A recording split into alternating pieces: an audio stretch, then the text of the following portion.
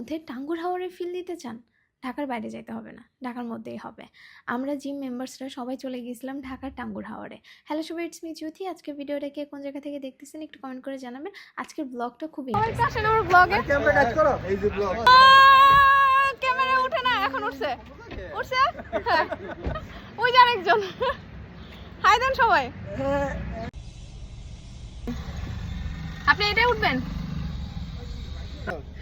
Hello, ওই যে যাইতেছি কাজ। হ্যালো, এই তুমি সব আমরা হচ্ছে তিনজন এক কিসে, আমরা আরামে যাচ্ছি। হ্যাঁ, ওই ভিডিও স্টার্ট। হ্যাঁ, ভিডিও স্টার্ট। এই পিকনিকটা আয়োজন করছে এনায়েত ভাইয়া, আমাদের ফিট অ্যান্ড ফিটনেস জিমের মেম্বার। উনি আমাদের যারা যারা ক্লোজ আছি তাদের সবাইকে ইনভাইট করছে এই পিকনিকে যাওয়ার জন্য। অ্যান্ড ইচ অ্যান্ড এভরিথিং সব কিছুই সেই স্পন্সর করছে, আমরা জাস্ট অ্যাটেন্ড করছি। আমরা অলরেডি পৌঁছে গেছি ঘাটে, এখন জাস্ট হচ্ছে ঘাটে যাবো, নৌকায় উঠবো, তারপরে হচ্ছে বাকিটা আপনারা দেখতেই পারবেন। রাখছি ওখানে। আপু আপনার ফিলিংস কেমন? আমি অনেকদিন পর মানে সেই পিকনিক বাইক পাইছি। আমরা আসছি কই এখন?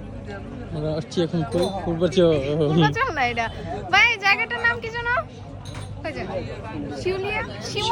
শিমুলিয়া ঘাটে। হ্যাঁ, আমরা এখন ঘাটে যাব। এটা মেনলি কাঞ্চন নদী। এখানে যে একটা বোট আছে এটা আমার আগে জানা ছিল না। আর এখানে আমরা মজা নিতেছিলাম রাহাত ভাইয়ের সাথে। ইনি কিন্তু আমাদের জিমের ট্রেনার। সো উনি হচ্ছে রিসেন্ট বিয়ে করছে, একদম বিয়ের শেরওয়ানি পরে আমাদের পিকনিকে চলে আসছে। এটা নিয়ে আমরা অনেক মজা নিতেছিলাম। কি হইছে? ট্যুরে আসছে মানে কাজ করে খেতে হবে। ট্যুরে রেডি 1 2 3 ও আমি এত না, তোমার মতো তিনটা মেয়ে একসাথে ধরে। এটা হচ্ছে একটা আসল পুরুষের লক্ষণ। ও বাবা, এই যে হচ্ছে বিকে যে আমার পা ধরছে, এত পচানি দিছে যে কষ্টের ঠেলায় সে আমার পাই ধরে বসছে। এখন একটা চাচা আছে আমাদের, একজন মেম্বারকে দেখে এত মজা নিতেছিল, আমরাও নিচ্ছিলাম। যাই হোক, বাদ দেন। এখন চলেন আরেকটা ভিউ আপনাদেরকে দেখাই।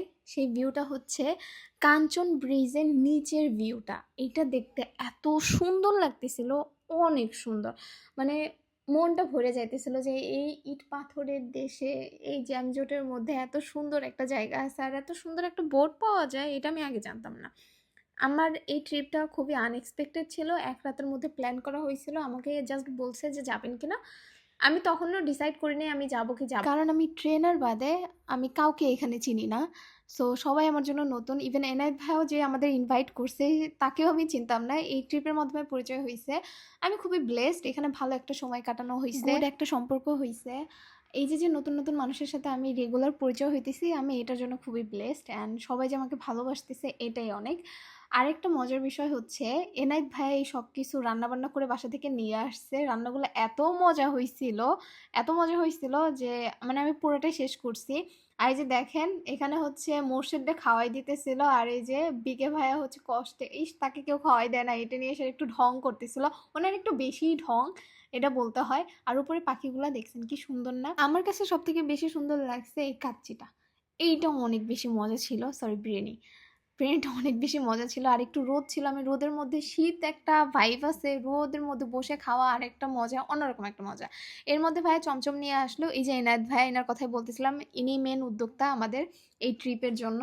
ওনাকে অনেক অনেক থ্যাংক ইউ।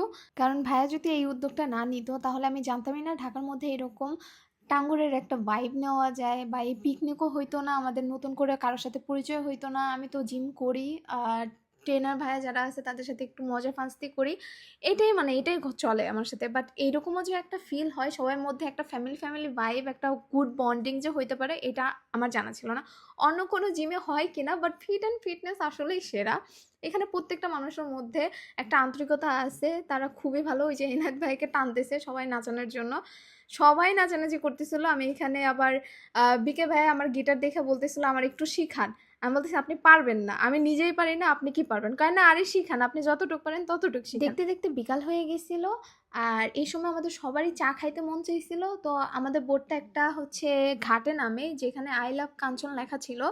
সো এই বোটের এখানে আমি আবার ঝালমুড়ি দেখছি, দেখার পরে আমার মনে হলো না আমার চার সাথে একটু ঝালমুড়ি খাইতে হবে। সো আমি নেমে গেছি ঝালমুড়ি নেওয়ার জন্য, আর আমাদের চাও চলে আসছে। তো চা আর ঝালমুড়ি নিয়ে যখন আমি বোটে উঠতেছিলাম তখন আমি একটা জিনিস ফলো করি, মানে আমরা সবাই একটা জিনিস ফলো করতেছিলাম, যে আশেপাশে মানুষগুলো আমাদের দিকে তাকায় আছে আর অনেক মানুষ জড়ো হয়ে যাইতেছিল, যেটা খুবই বিরক্তিকর লাগতেছিল। কারণ আমরা একটা ট্যুরে আসছি, এখানে যদি সবাই এরকম টাকায় টাকায় থাকে তাহলে কেমন লাগে? জাস্ট দেখেন আমাদের মানে পাশে এত মানুষ ছিল। যাই হোক, বাদ দেন, এটা বাংলাদেশ। আমরা এখানে এনজয়ের সাথে সাথে গানও গাইছি, যেহেতু আমি আর আপু নাচানাচি করি নাই, বাকি সবাই নাচানাচি করছে, তো আমরা দুজন গান গাইছি।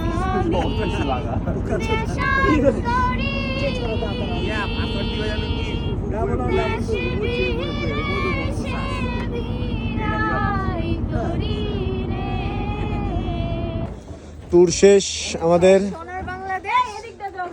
দেখা হবে নেক্সট ব্লগে। Bye, love you.